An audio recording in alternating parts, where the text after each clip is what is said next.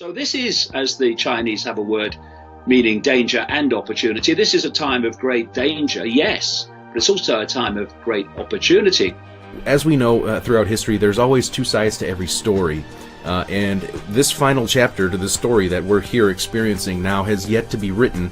What are kind of the best and worst case scenarios summed up, and what can people do to resist what is taking place right now? Well, if we do nothing, then what they want is going to happen. What this cult has done has come out of the shadows over this virus scam and the lockdowns. It's come out of the shadows, it's walked into the room, and it's heard the door click behind it. And that door now is not opening again.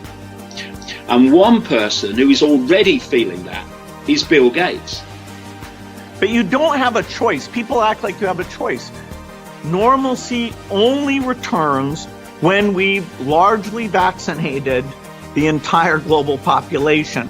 Basically, an effort for man to merge with machine in a healthy way. Yes. To beat machines, you basically have to merge with machines. Most likely, yes. You're working to build basically an interface to the brain. Yeah.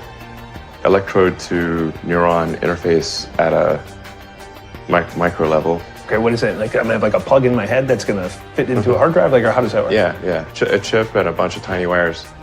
This would be implanted surgically. And it would do what? Could you input? Could you download Jim? Mm-hmm. Yes. What So in the shadows, people like Gates are having their strings pulled as well. Even Gates, even Musk, even all these other people, Wachowski at YouTube, Brin and Page at Google, etc., Zuckerberg and Sandberg at Facebook, they're still gophers. They're still front men and women. The real power is still the real power. Do we know who sits at the top of the pyramid, David, ultimately? Well, if you want to get deeper into it, Spiro.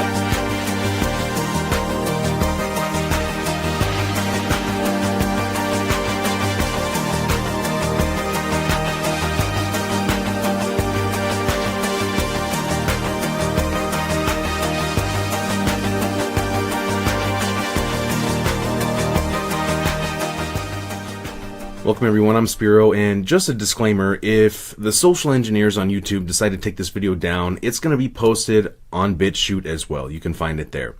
I say this because today I have joining me a very special guest, David Icke. Mr. Icke, thank you for taking the time to be here today. Thanks, Spiro. Now, recently you gave 2 interviews to a site called London Real. The first interview was just about a month ago, and it was viewed nearly 6 million times at this point. Now, when I had watched this interview, I was thrilled because I knew what you had accomplished at this moment and what it meant.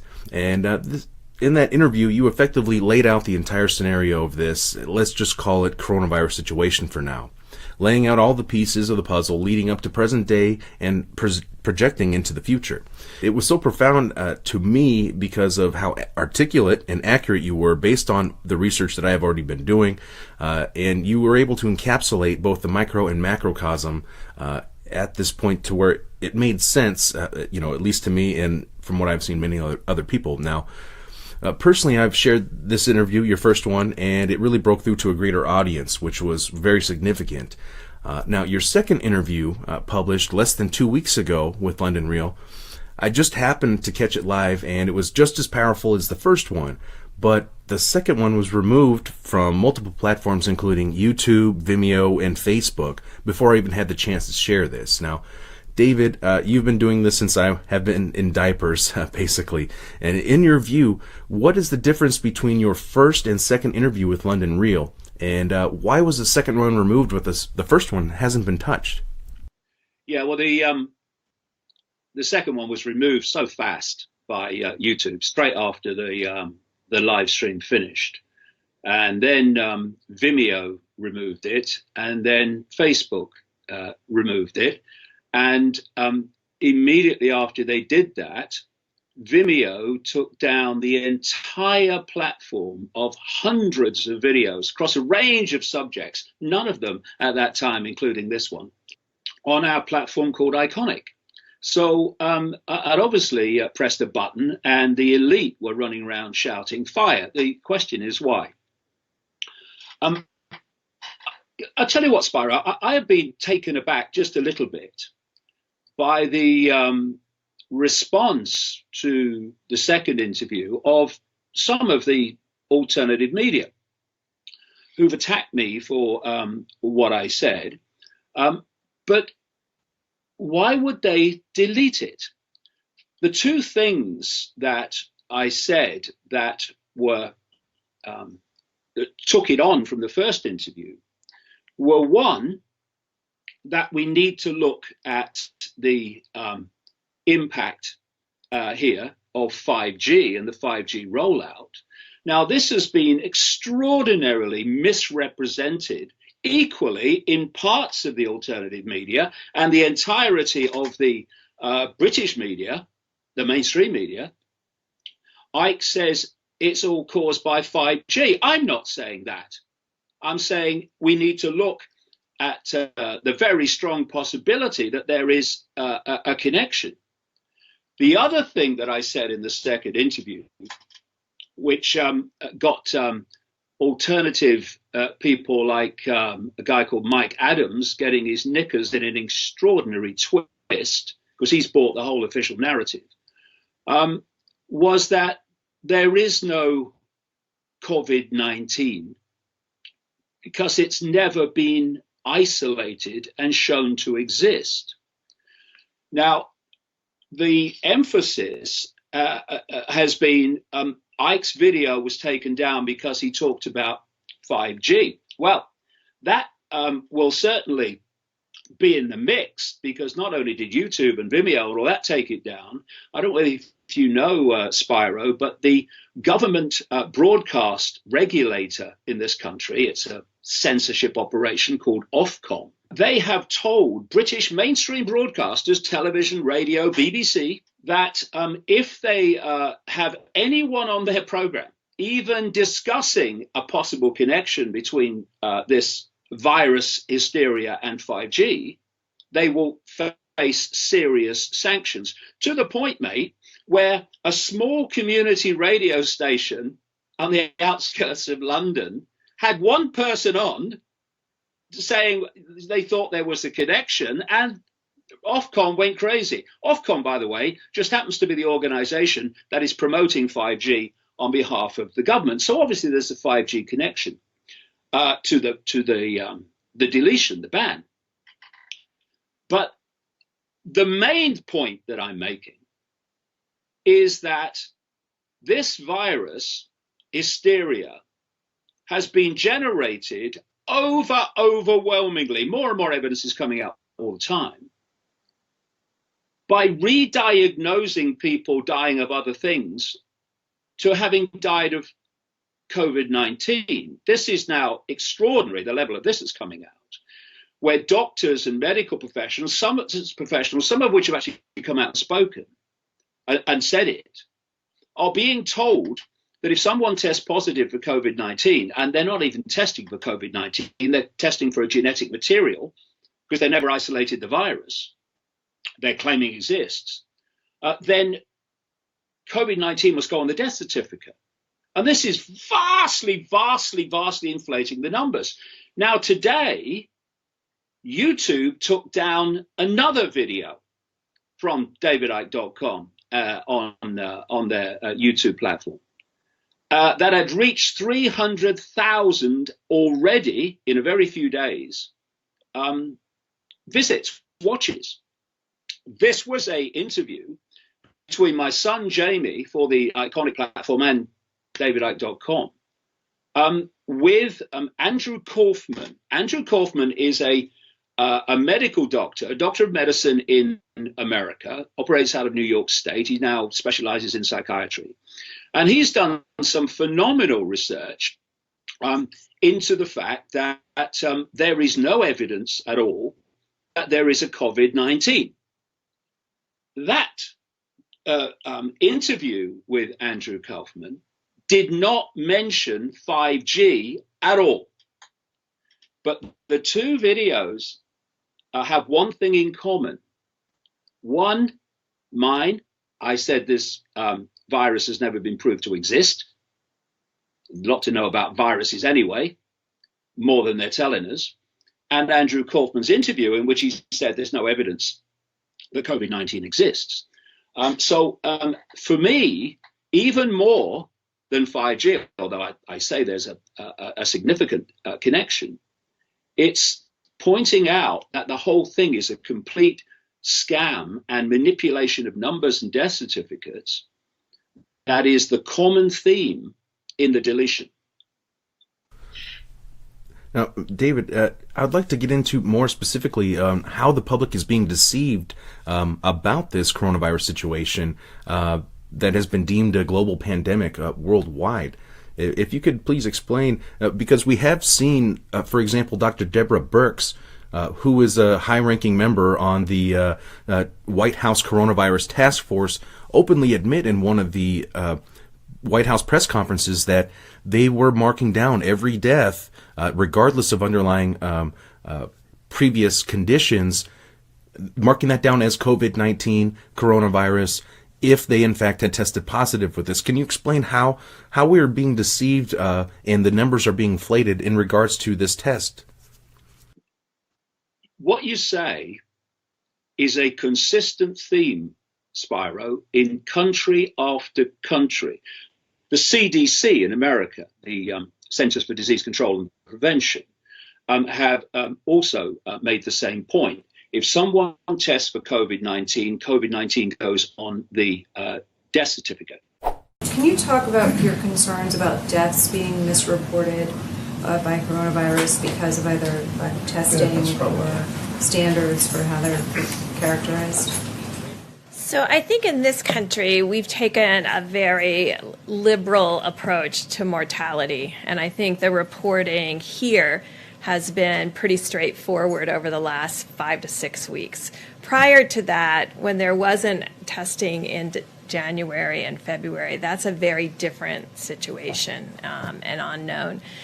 There are other countries that if you had a pre-existing condition, and let's say the virus caused you to go to the ICU and then have a heart or kidney problem, some countries are recording that as a heart issue or a kidney issue and not a COVID-19 death. Right now, we're still recording it, and the great thing about having forms that come in and a form that has the ability to mark it as COVID-19 infection, the intent is right now that if someone dies with COVID-19, we are counting that as a COVID-19 death. Can you be sure? I mean, you hear from coroners that that's not necessarily the case. Are you sure? How can you be confident about that? And is there any concern that it skews the data that you're trying to collect in terms of projections? So let's just roll it back and ask what they're actually testing for. This is some of the great areas of research of Andrew Kaufman, the New York State doctor that's looked into this. Some brilliant research. The test they're using, the RT-PCR test, was said by the inventor. It was invented in 1984 by a guy called Carey Musi, or Mullis rather. And he said the test shouldn't be used for diagnosing infectious diseases. Now, what are they claiming COVID-19 is? An infectious disease. What they did in China is when people started getting ill around the wet market in Wuhan, instead of looking at all the possibilities, they immediately said it's some kind of bacterial infection, and then they decided, no, it's a virus. And if you look at what happened in China, Spiro, is what's happened in country after country as this is panned out. First, they start diagnosing this virus, which I emphasize they have never isolated to show it exists on symptoms. And what do they say the symptoms of COVID-19 are? Flu-like. Well, it might be the bloody flu then. And there are so many causes of flu-like symptoms, but suddenly, no, if they have flu-like symptoms, it's COVID-19. So the diagnosis starts to expand and expand on the basis of symptoms. Then they come up with this test. And what they did is they took genetic material from the lungs of a very, very few of the first people that became ill from lung fluid. And they did not isolate a virus. They just said there's a virus in there. Now, this genetic material just happens to contain loads of other stuff that vast numbers of people have in their body as a matter of course. And if you test for that genetic material, in a lot of people, you're going to get a positive. So this RT-PCR test is not, I've had this from so many people. All I've done, Spiro, to put this together is to look at what doctors, virologists, specialists in this area in Germany and Austria and America and Italy, who never get near the BBC or CNN, are saying about it. This is not me pulling it out of the bloody ether. This is information that's come from these people. And so they get this test, which is testing for a genetic code. It's not testing for a virus. They've never isolated it. Now, there's a guy in 1890, that far back, called Robert Koch, and he established what became known as the Koch postulates. These were 4 things you had to do to prove that something was causing a disease. And this has been the gold standard, if you like, as they call it in medicine, for mainstream medicine ever since, to make this connection. A is causing B. Now, first of all, in these Koch postulates, you have to have people with the same symptoms, and you have to isolate what you say is causing it away from all other contaminated genetic material, only that which you say is causing it. You have to then introduce that into a living host, and they have to get the disease. You then have to take material from that host and put it in someone else, and they have to get the disease. Then you're starting to show that cause and effect, A is causing B. None of those things, Spiro, have been done with COVID-19. None of them. So eventually, the Chinese numbers start to fall, actually dramatically. And if you're doing it by scamming the figures and misdiagnosis, well, all you have to do is stop doing that and the figures go down. And it seems, oh yeah, the big lockdown, which has become, of course, the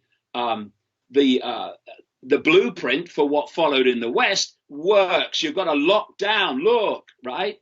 And it's so important, and it's amazing how so many people, even in the alternative media, don't understand this. Certainly Mike Adams clearly doesn't.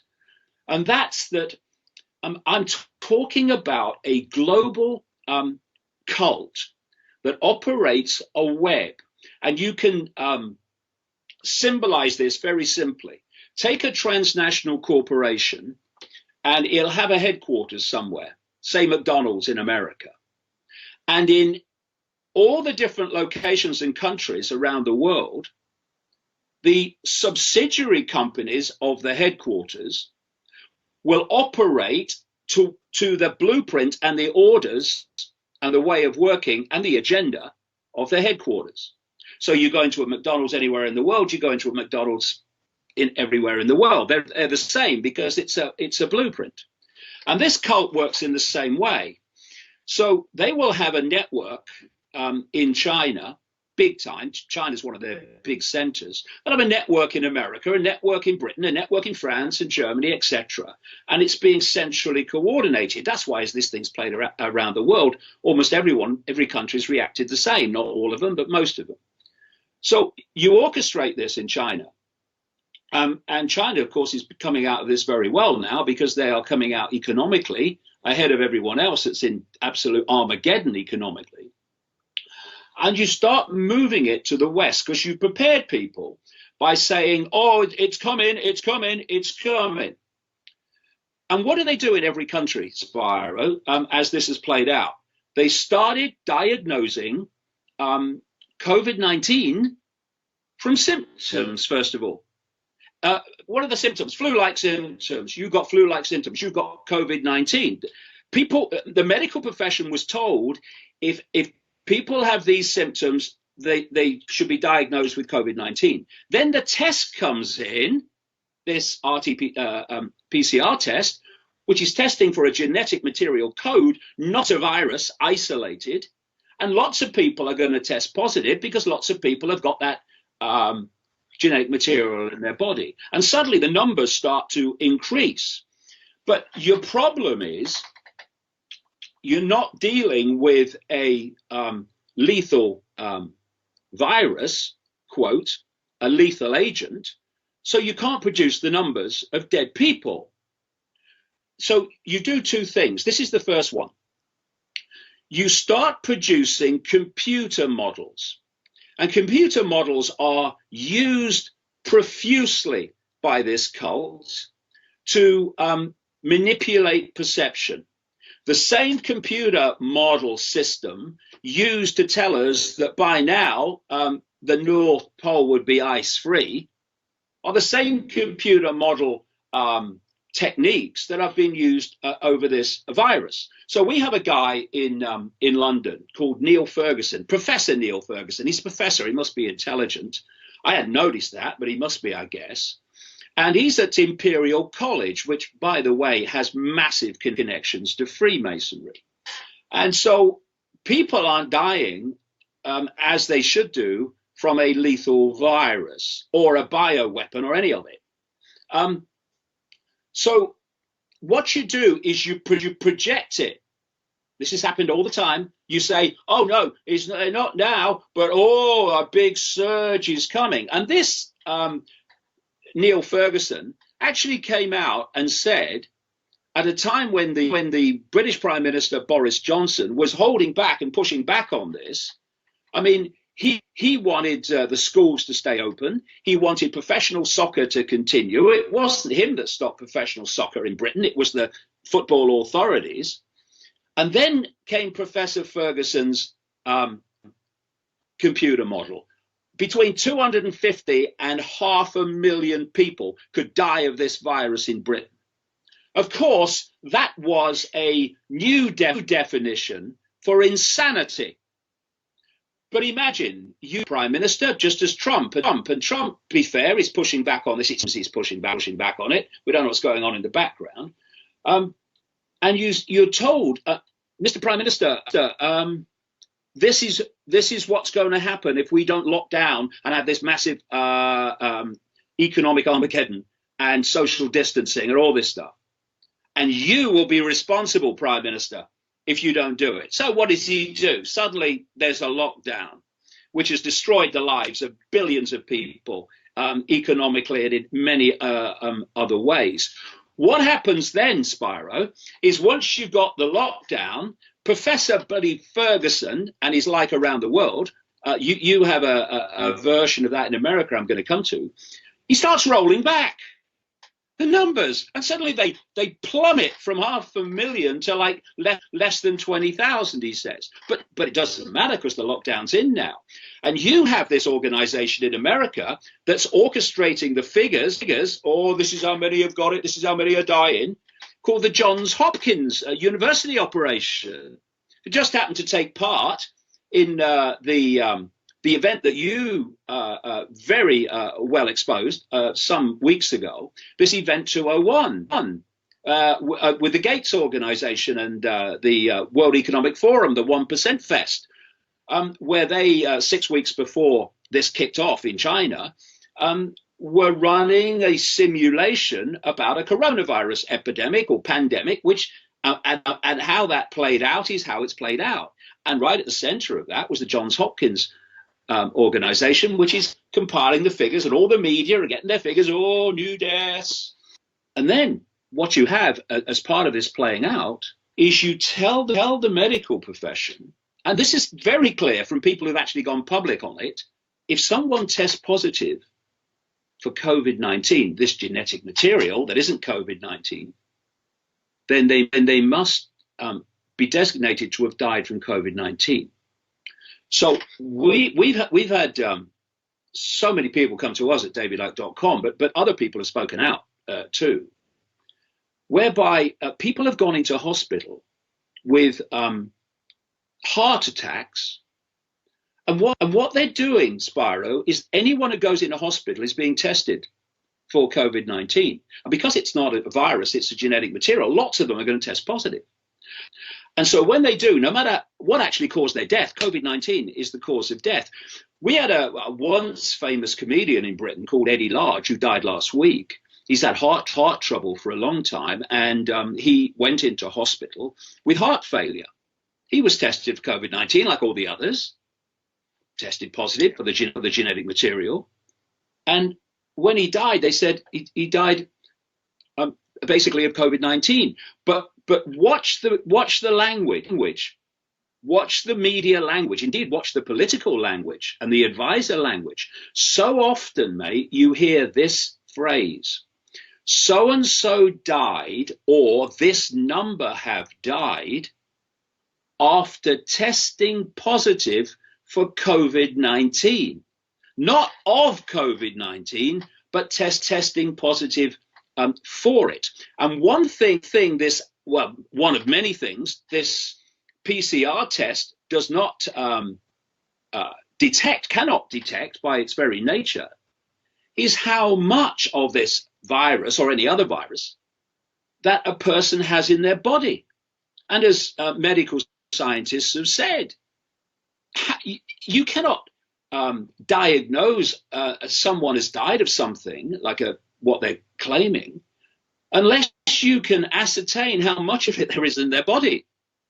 Because you need massive, this is the word of one medical scientist, you need massive amounts of it to make you sick, never mind kill you. But this test doesn't test for how much you have. It's a joke. And how people like Mike Adams and other parts of the alternative media could have been scammed by this is absolutely extraordinary, and supporting lockdowns, which are absolutely what this cult wants, because it wants dependency. That's the whole point. Dependency is control. And so what they've done is destroyed the independent income and livelihood of vast numbers of people with this scam. And thus, now, never mind when it's over, but when it rolls out, those people are going to be utterly dependent on the state. Exactly what was planned all along. David, yes, absolutely. So, as you correctly point out, the whole thing at this point appears to be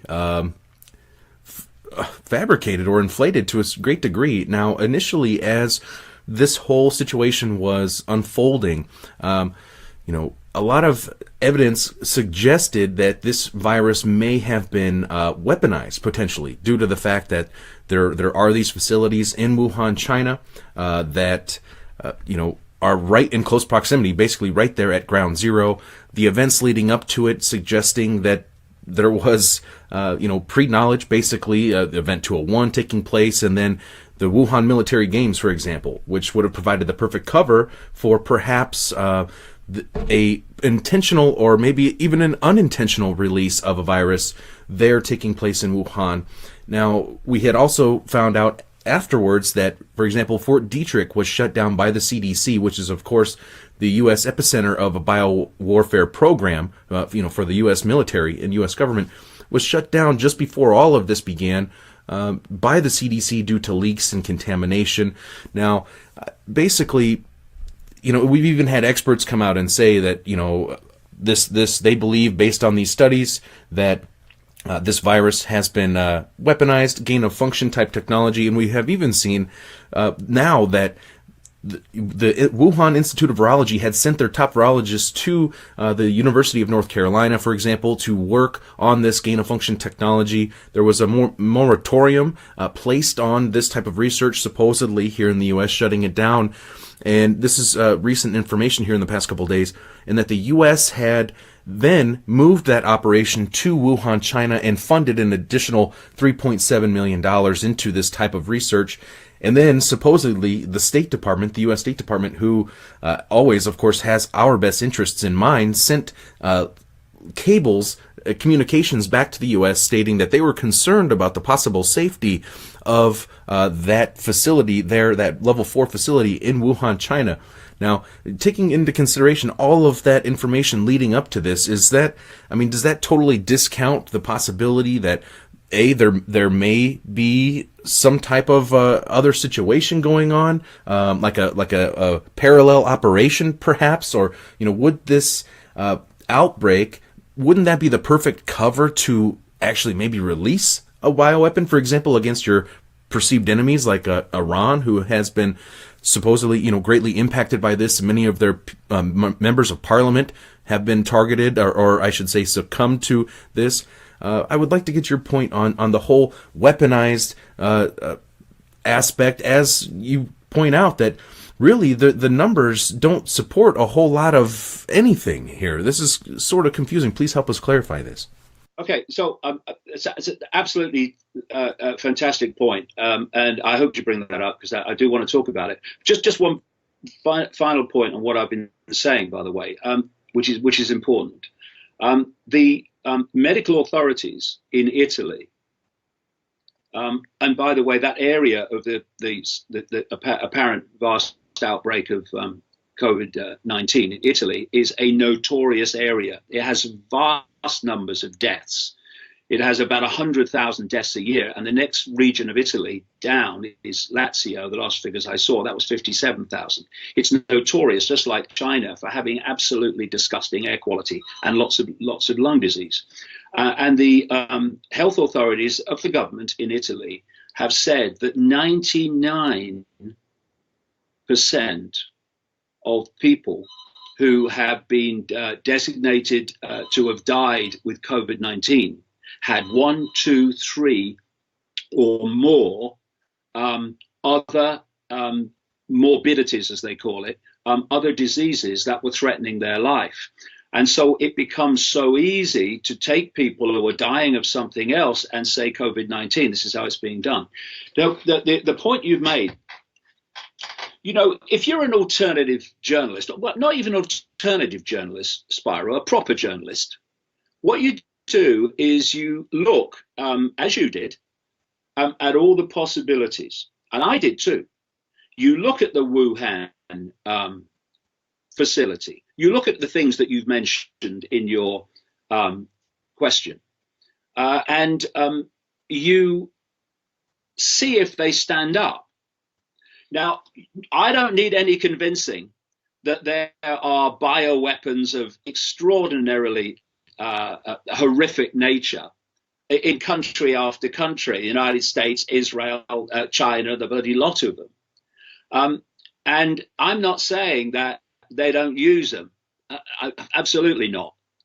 But as you assess the outcome, and you look at actual events rather than theory or speculation like computer models, you see that the numbers are not there for a bioweapon.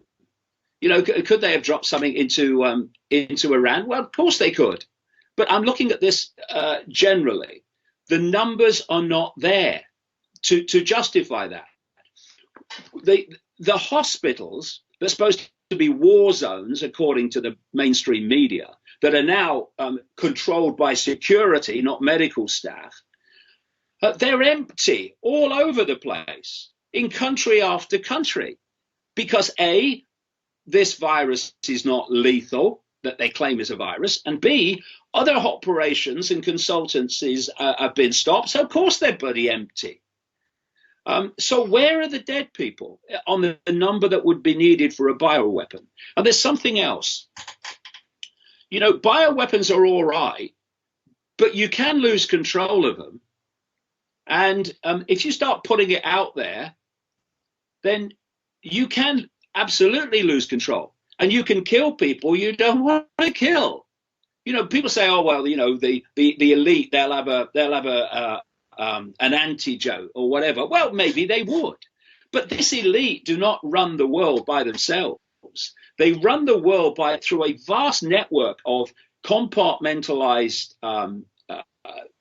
people, the vast majority of which have no idea there is a cult or what they're working towards. They only know their little bit. You start putting a bioweapon out, and loads of people who are positively working to your end without realizing it are all going to be taken out as well. You lose control.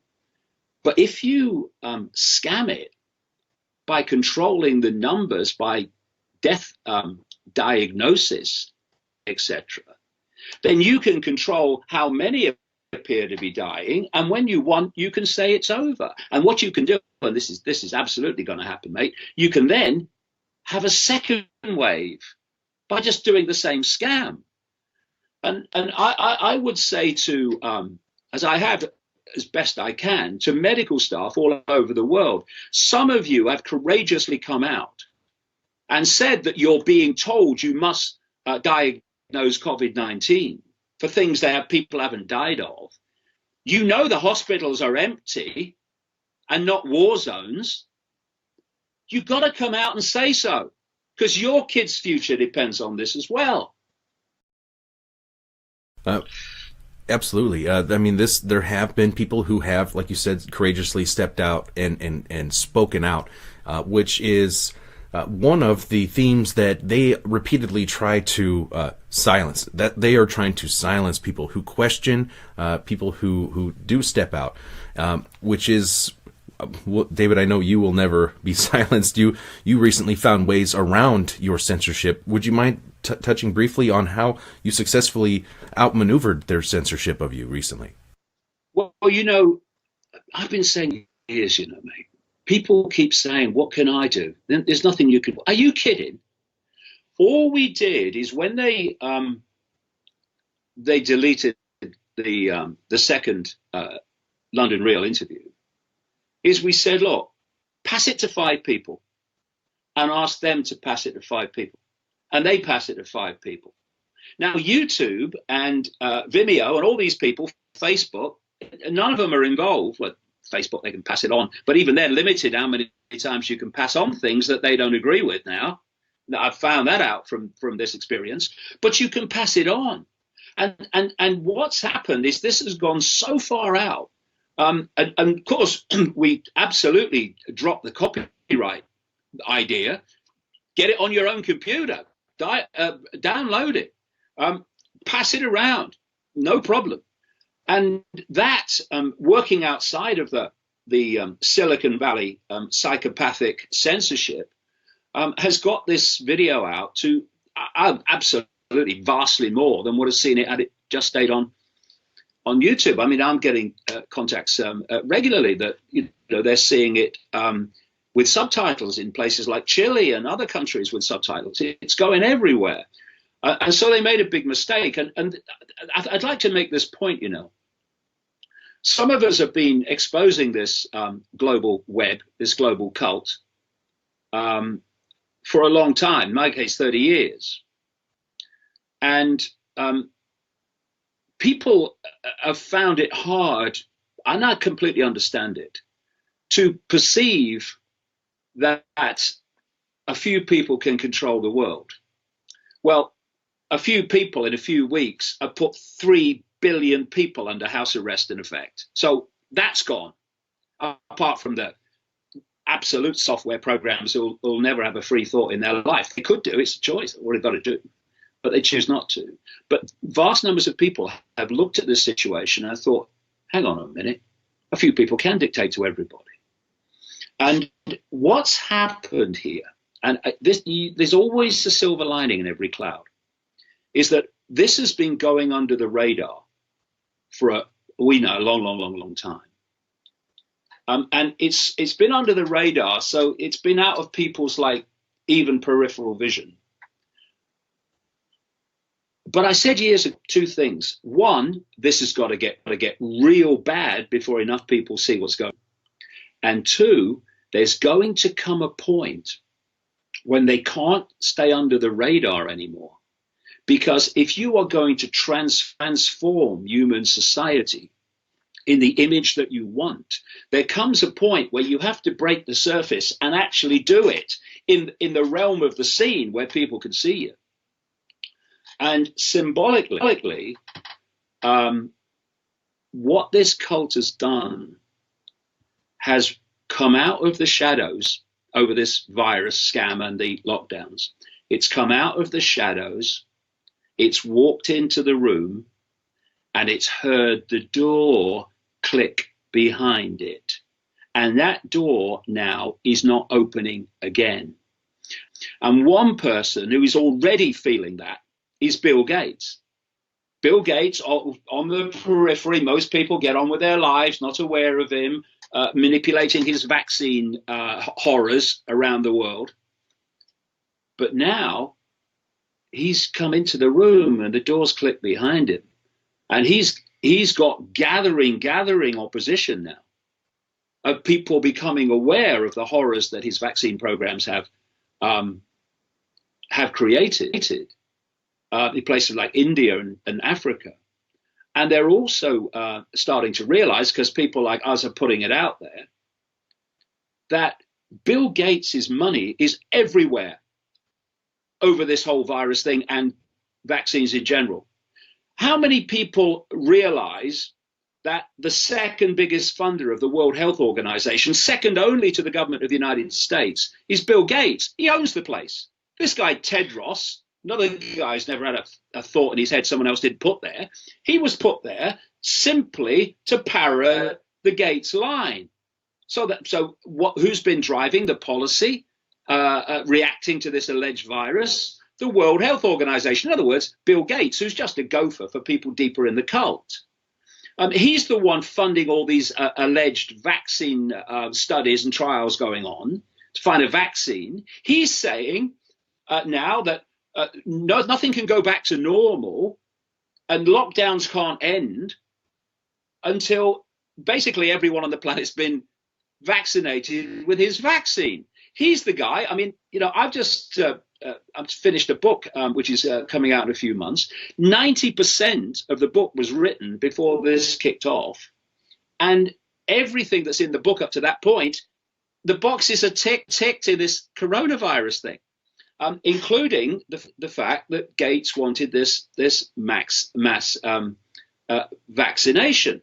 And so what he's saying now is that the lockdowns can't end without everyone is vaccinated. And what's going to be in the vaccine? Well, of course, we've got a bloody good idea what's meant to be in it. That's why they want everyone to have it. And in the early part of the book, I've exposed how Gates and this organization he completely funds called Gavi, the Vaccine Alliance, had developed what they're calling a quantum tattoo, a digital mark that shows, can be read by technology, if you've been vaccinated or not. And this kicks off with a virus, and out comes Gates.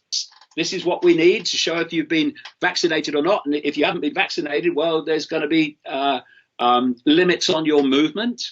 It's straight from the playlist of this cult, this whatever name you want to call it, but now it's on public display because they can't hide it anymore, because they're having to bring it in where we can see it. So this is, as the Chinese have a word meaning danger and opportunity, this is a time of great danger, yes, but it's also a time of great opportunity, because a lot of people have become wise to the fact that the world's not like they thought it was as a result of this. And Bill Gates is not going to have an easy ride anymore. He's already finding that. there has been massive pushback that I have seen personally all over social media, and then also dealing with people, here in the real world, where people, Bill Gates may be the most hated person, and I mean, or most despised person, I should say, in the world at this point, due to this pushback, due to all of this being exposed by yourself and many other people out there who are doing this. And I want to quickly touch on a couple points here. Now, at the end of the day, as you have correctly pointed out, it doesn't look like there is any real new significant threat to human life that justifies these global lockdowns, this new police state that we're living under right now. But many people have gotten caught up in the debate of whether this is real or not, or if it's a hoax, or if it's a bioweapon, or if it's 5G or something like that. Now, from because at the end of the day, the end goal is still coming our way, regardless. Now, there has been major concerns brought up about 5G, and if we're not seeing a major increase in the deaths due to a virus or a bioweapon, then I guess that same would have to apply to 5G as well. And if I'm wrong, please clarify that. But from what I have seen based on my research, and when you talk about this new quantum tattoo that's coming in, from what I have seen, there is this new paradigm coming, this new digital system. And when you speak of Gavi, who was founded by Bill Gates with $750 million seed money, who is part of the World Vaccine Alliance, which is partnered with all of these United Nations organizations. They're also working on the ID 2020 program, which is a digitalized ID for every man, woman, and child, which falls under the UN 2030 agenda. From what I see coming out of this, as they're crashing the global economy, crashing the dollar system, the petrodollar system, out of the ashes of this will be born this new digitized currency, which is going to completely will be the cherry on top of this international surveillance state, and it's going to be tied into everything, into that little tattoo that you said that they already have, they've already been working on.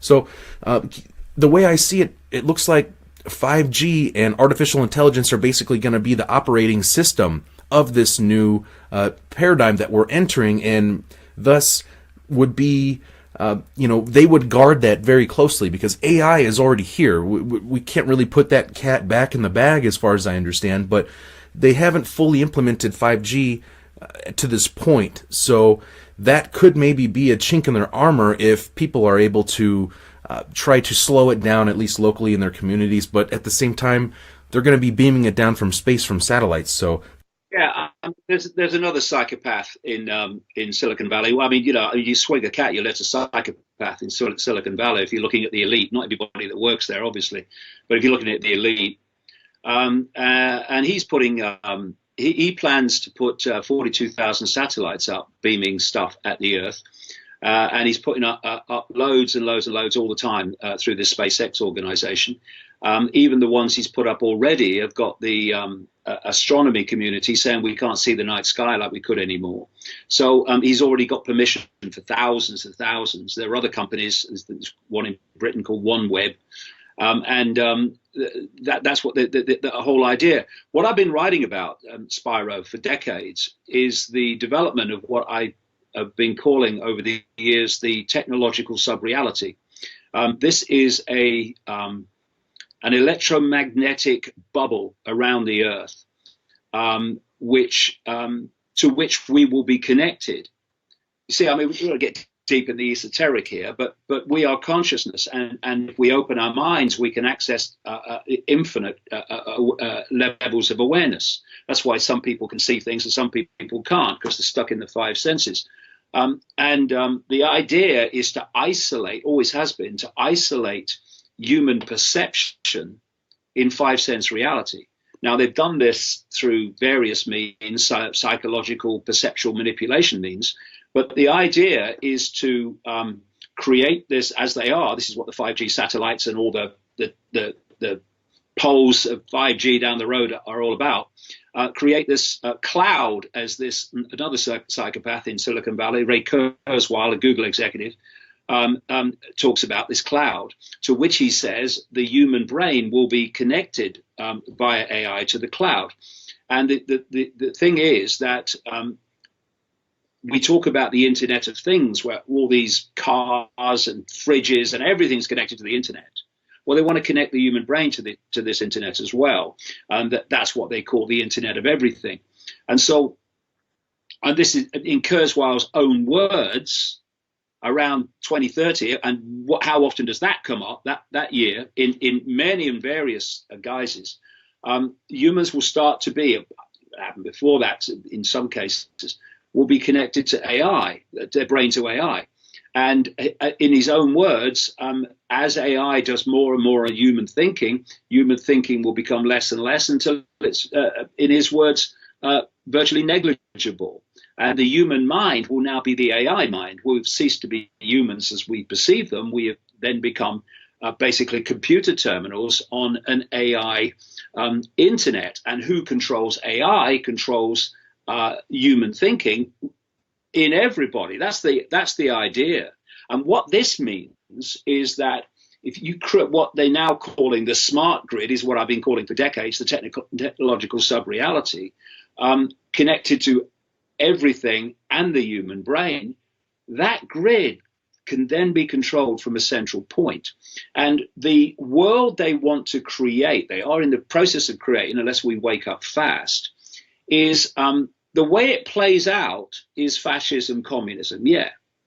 But actually what it is a form of tyranny known as a technocracy, because they want an end to elected politicians. Elected politicians are becoming more and more irrelevant as the technocrats take over. I mean, look at Gates, he's a technocrat. Look at Musk, he's a technocrat. All these other people, Brin and Page, Wachowski at YouTube, they are technocrats, and they are taking control step by step. And so the idea is that these technocrats replace elected politicians, which is what Gates is doing in terms of the global health situation. I mean, look at it, it's happening. It's not a projection somewhere over the rainbow anymore. It's happening in front of our eyes. And this technocracy would be able to be centrally controlled at a central point. And I said in my books, I think this central point is designed to be Israel. Israel, people don't realize, is pretty much second now only to Silicon Valley in terms of cyber control, cyber security, which means massive control, cyber security, and these smart technologies. And people like Netanyahu have openly bragged about it. So this is where we're heading. But to go there, you need dependency. You know, they've created this economic dependency in vast numbers of people, billions worldwide, as a result of what they are doing. And when I say that this pandemic hoax has ticked every box, including one you've just mentioned, cash. What did Tedros come out and say? Gates' gopher. He said at the World Health Organization, you might be able to get the virus off cash if you use cash. And I've been traveling since this thing kicked off, and I've offered cash to places where I always pay cash, and they've turned it down. You've got to use a credit card. Not only that, a credit card that is, sort of hands-free, not pushing the buttons in, because you might catch the virus off the buttons. And we've got the company that runs the ATMs, the cash dispensers, saying that by the end of the summer, as a result of the virus pandemic, cash will be virtually over as a way of paying for things. So everything ticks in the box. And how some people in the alternative media have been scammed into buying the narrative is just extraordinary. Well, you're absolutely right, David. It does appear to check all of these boxes, and right as everything is ready to roll out, from what I have seen, based on the United Nations' own information, they have created, they helped to support a group called FIDO, which is the Fast Internet ID, or Fast ID Online, and all the big players are involved in that. And this is they're working on passwordless, identifications and everything like this. And they've also established their plan to roll out 5G by 2020 right here. And this was all the way back in 2012. And this is according to the United Nations International Telecommunications Union, which is overseeing the rollout of this 5G program, which is going to be running this technocracy, as you pointed out. And also the central banks, who are all on board with these United Nations programs, just so happen to have their own central bank digital currencies ready to roll out right now. These systems take years to develop as they're rebuilding the entire infrastructure globally. They just so happen to be ready to roll out right now. So a lot of questions as far as this is the timing is just couldn't be more perfect for them. And as you pointed out earlier, Bill Gates was second only to the United States for funding the World Health Organization. Trump just announced he was going to cut the funding for the WHO, so I guess that officially makes Bill the undisputed leader there of the United Nations. He described himself, Spiro Gates, in an interview in the last few days as a health expert. We health experts. He peddles software. What is he doing running global health policy and saying that people can't leave their homes or move around very much unless they're vaccinated by his vaccines? The arrogance of it. But even Gates, even Musk, even all these other people, Wachowski at YouTube, Brin and Page at Google, etc., Zuckerberg and Sandberg at Facebook, they're still gophers. They're still front men and women. The real power is still the real power, the real, well, I would say psychopathy. It doesn't cut it, not even close to what these people are. My definition of evil is the absence of love. And by that definition, these people are utterly freaking evil because they don't care about the effect on other people. In fact, they get off on it because they're psychopaths. So in the shadows, people like Gates are having their strings pulled as well. I'm sure he's very willingly dancing to the strings, but it's the real power is in the hidden still. Do we know who sits at the top of the pyramid, David, ultimately? Well, if you want to get deeper into it, Spiro, in the end, it's not human. We live in a tiny band of frequency called visible light and the electromagnetic spectrum, which, according to mainstream science, the electromagnetic spectrum, of which visible light is a tiny smear, the only frequency band that we can see, what we call the world, is at 0.005% of what exists in the universe. Some say it's a bit more, but not much. So we're actually operating like in a TV channel. But in the same space that the TV channel that we are aware of exists, so do other realities. And I've been exposing now for 30 years, more and more detail, that this cult, which is satanic, it takes part in human sacrifice ritual. I mean, you couldn't make this bloody stuff up. And it goes back a very long time. People talk about the ancients used to sacrifice people to the gods. And they think, oh, yeah, well, that all went on years ago. Yeah, well, there came a point when humans woke up enough to reject all that. So it couldn't happen in the public arena anymore. But it's gone on happening behind the scenes. And these gods, which are described by ancient cultures all over the world, Bible calls them demons and fallen angels. The Gnostics call them archons. The Zulus call them Chitahuri. Islam calls them jinn. You look at how they're described, and they're actually describing the same phenomenon. And it's this force that operates outside the human timeline, which is the common theme through all of this period of control. So people, they're born into this cult, they die. They're born, they die. They come and they go. And it occurred to me a long time ago, hold on a minute, there's got to be a common theme here. There's got to be a common thread, because this has very clearly gone through history, gathering more and more and more power at the center until it's where it is now. And it's this non-human force. Now, this non-human force has a completely different level of understanding in terms of technology.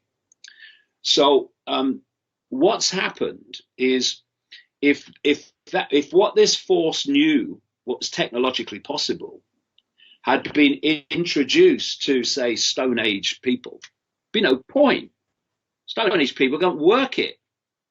So what's happened is, over a long period of what we call time, humanity has been developed to become intellectually clever enough to operate this technology and to build it, but not in expansive consciousness, wise enough to see that that's what it's doing. And so we've been moving towards this end game for a very long time, this technological control system. And humans have been brought through to be able to create their own prison. Intellectually clever, no wisdom. So this is how I read it. It's been in my books for years. This technology, Spiro, that is rolling out so fast, seamlessly, look at it. Once the button was pressed on this technological sub-reality, the technology has rolled out seamlessly. There's been nobody's been sitting around a table strumming their fingers, waiting for some geek in a garage to develop the next level of the control system. It's just kind of appeared.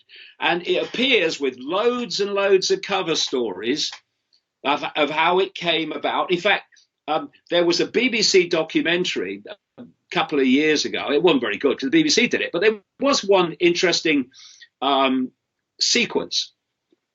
It was about Silicon Valley, and they had this sequence of garage doors. And they said, this was discovered behind this garage door. This was developed by this garage door.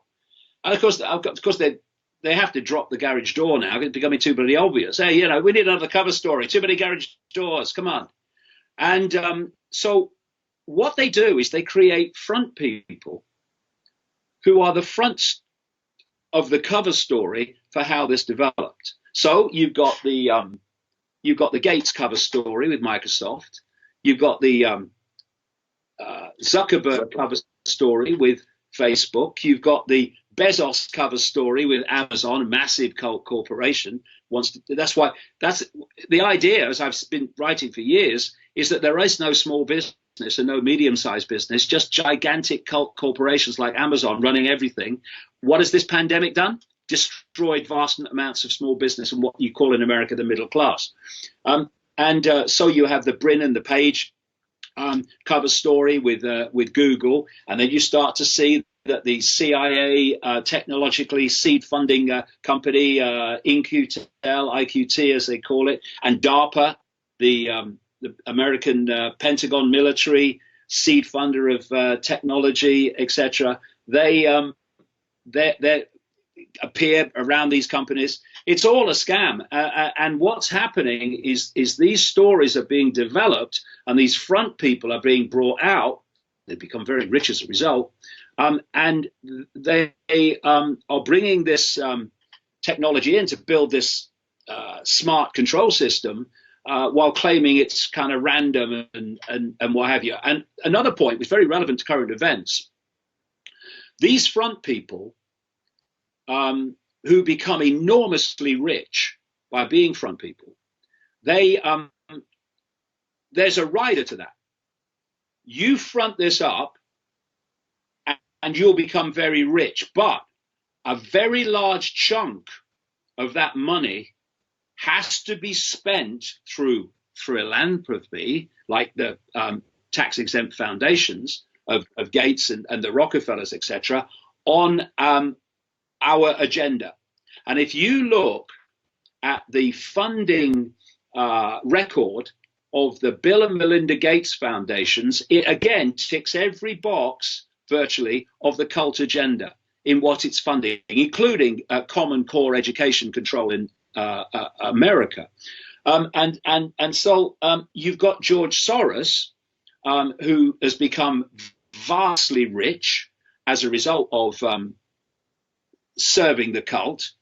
And because, people say, oh, you have to be very clever to make lots of money on the stock market. Not if you know when it's going up and when it's going down, because someone's telling you. You don't have to be clever.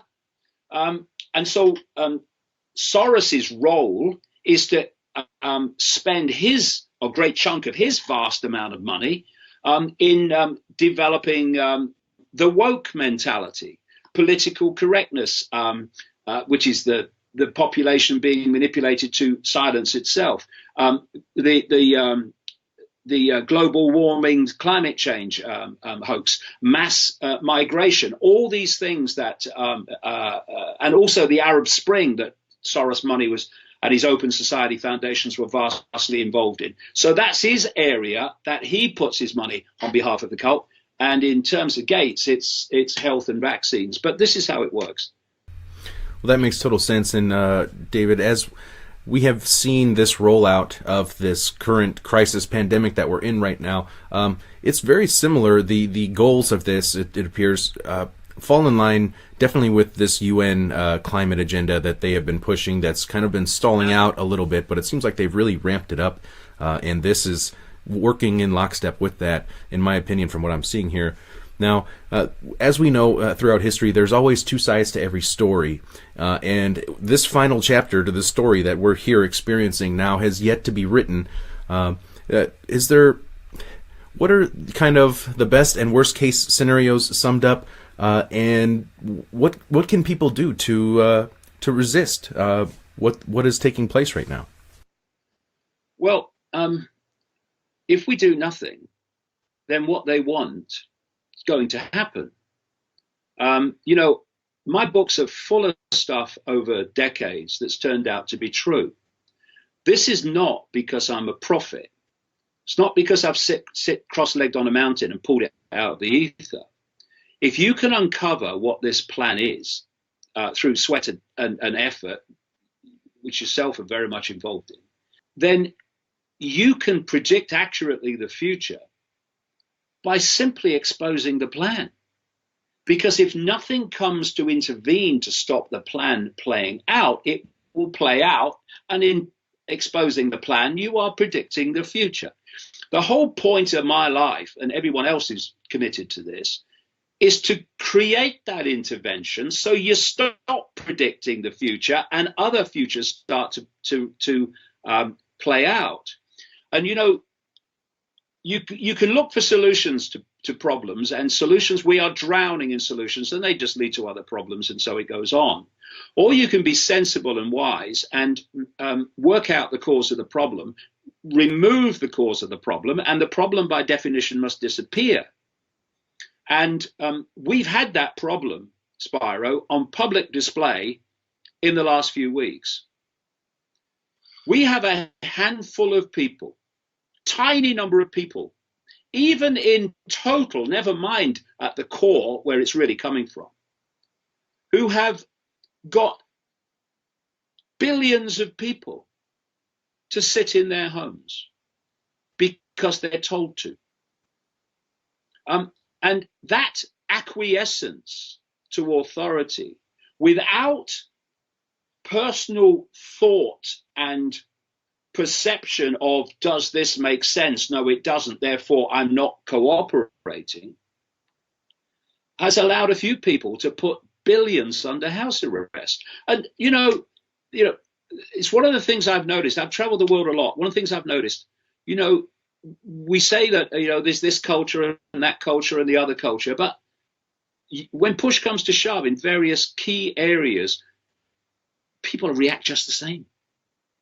We've got Americans under house arrest, Christians under house arrest, Jews under house arrest massively in Jerusalem, in Israel, Jerusalem too, but Israel. We've got Hindus under house arrest in India. So it doesn't matter what your belief system is and your race or your belief system. When push comes to shove, when they press enter, most people react in a predictable way. This is why they could be so accurate in that Event 201 pandemic simulation about what would play out and how people would react, because it's desperately predictable. And if we are going to stop this, then we have to remove the cause of the problem, which is acquiescence to authority and doing what we're told without even questioning the validity of it. And, you know, there's closing in on 8 billion people in the world. The number of people who are controlling events is tiny, infinitesimal at its core compared with that. And if we stop cooperating and we start to get streetwise about what's actually going on, and that if you can see a politician, you're looking at a puppet. Some may be willing puppets, some may be clueless, don't know I am a puppet, but they're still puppets. It's in the shadows, it's in the technocrats where it's really going on. We have a man, for instance, in Elon Musk, who is making the night sky disappear to astronomers, who is putting up satellites. He wants thousands to beam 5G, etc., at the Earth. How many members of that nearly 8 billion people have had a say in that or even been asked? That's the level that's manipulating and dictating world events, way above politicians. Mr. Icke, thank you so much for taking the time to be here today. Pleasure. And, I really encourage folks to go over and follow David on Twitter and YouTube and on davidicke.com if you haven't already. I know you have a massive following. You've been doing this for a long time and putting out some fantastic information. Also, I'd encourage people to go and try out your iconic 7-day free trial that you have going on, which is, as you're always putting out on your platforms, very, very solid information that the establishment obviously does not want you to know about, cutting-edge information. Now, of course, we all know that they want to silence us, and, I can always just, it's been said, I think, very well that, never forfeit your liberties for the illusion of security. Mr. Icke, any final points you'd like to make today? Well, I'll tell you what's where I'm coming from, and that's all I can say. People are diminished and limited in their sense of self by identifying who they are, the I, with all the labels that we're given and all the labels we give ourselves. And these labels are becoming micro and micro labels as this list of LGBT gets longer and longer and longer. When what we are is just consciousness. We're consciousness. We are the awareness having the experience. The labels are just labels for the experience. I'm having an experience called David Icke, but it's only my experience. I am the consciousness having the experience.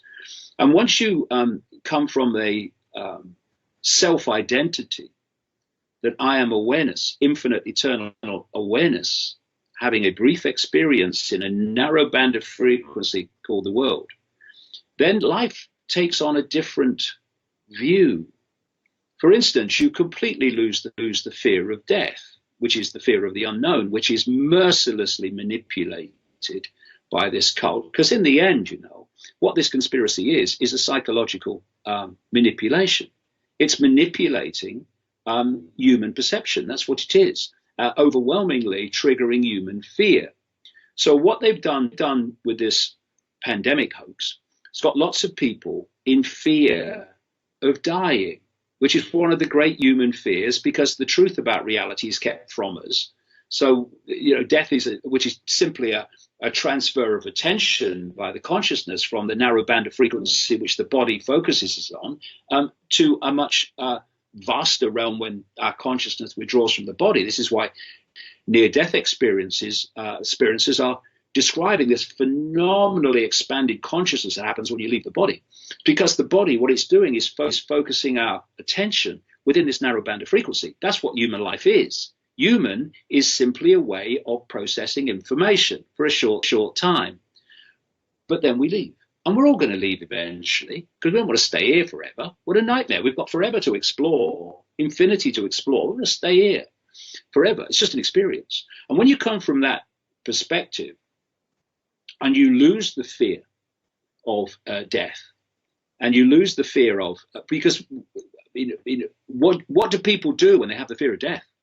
They give their power away to anyone they think will protect them from dying. So the doctor, this is where the doctor's power comes from. Oh, doctor, save me. And so once you trigger, and this is what they've done with this pandemic, once you trigger the human survival mechanism, which is connected to the reptilian brain at the back of the brain, and other parts of the brain, like the amygdala. Once you trigger that, people stop thinking straight because the survival mechanism's kicked in. And the survival mechanism says, I have to do anything I can to survive. And so if someone comes along and says you have to go under house arrest for weeks, possibly months, so that you can survive, and you have to go nowhere near another human being except 6 feet, or you won't survive. People are going to do it, and they're going to do something else. They are going to attack and abuse and report to the police anyone who chooses not to do that, because you, with your actions, are affecting my possibility of survival. Why are anti-vaxxers, as they're called, sensible people who question the safety of vaccines, why are they attacked by parents that vaccinate their children? Because it's the survival mechanism. You are putting the survival of my child under risk. You're absolutely not, of course, but that's the survival mechanism again. And so this is what's been triggered by this pandemic hoax, the survival mechanism, which is basically the fear of death. Once you lose that, I'll do this to you. Well, so what? I'm bothered. I'm infinite awareness. I'm all that is, has been, and ever can be. Having an experience. And if that means leaving here a bit earlier than necessary or planned because I'm standing up for what I believe is right, then so be it.